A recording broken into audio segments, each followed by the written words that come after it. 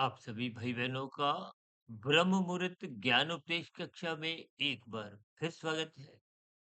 आज की चर्चा ब्रह्म मुहूर्त और शुभ मुहूर्त को लेकर कुछ तकनीकी रूप से इस पर चर्चा रखने जा रही है, क्योंकि संसारी भाषा में अक्सर आप और हम इस शुभ मुहूर्त की स्थितियों को एक विशेष संसारी स्थितियों से जोड़ते हुए लेते हैं, जबकि ब्रह्म मुहूर्त को एक साधना के दृष्टिकोण से कहो या स्थूल शरीर की स्वस्थता को ध्यान में रखते हुए अक्सर कुछ स्थितियों के आप और हम संकुचित दायरे में अपने आप को जकड़ देते हैं।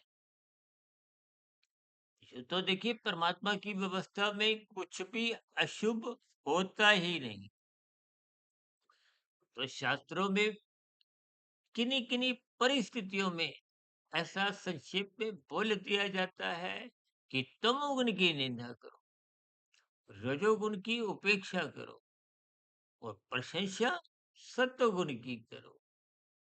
देखिए, जब जब कुछ शब्दों की स्थितियां बोली जाती हैं, कुछ लिखी गई पंक्तियां पढ़ने में आती हैं, चाहे शास्त्र हो, चाहे महापुरुषों के लिखे हुए भाष्य हो, चाहे पुस्तकें हो, किसी भी प्रकार की स्थितियां, एक संसारी मनुष्य शाब्दिक स्तर पर ही उलझ जाता है। शाब्दिक स्थितियां तो देखिए एक तामसी स्थितियां हैं। जैसे आपका हमारा शरीर पृथ्वी जल अग्नि वायु आकाश का बना है, और आकाश का गुण शब्द है। अब वो सुनने में हो चाहे पढ़ने में हो, तो मैं भी तो बोल रहा हूं, आप सुन रहे हो।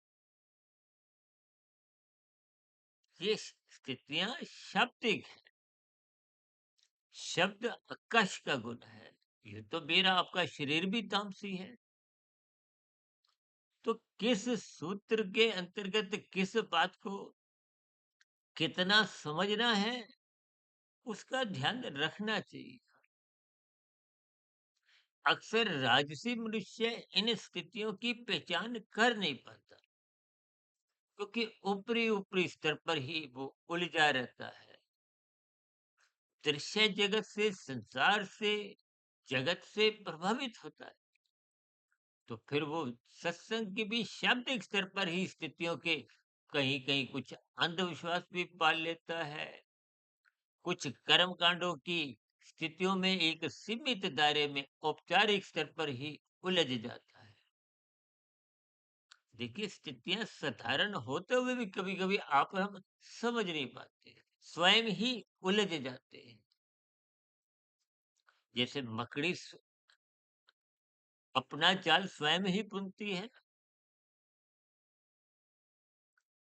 लेकिन इन सभी स्थितियों को आप और हम तर्क पूर्वक समझते नहीं।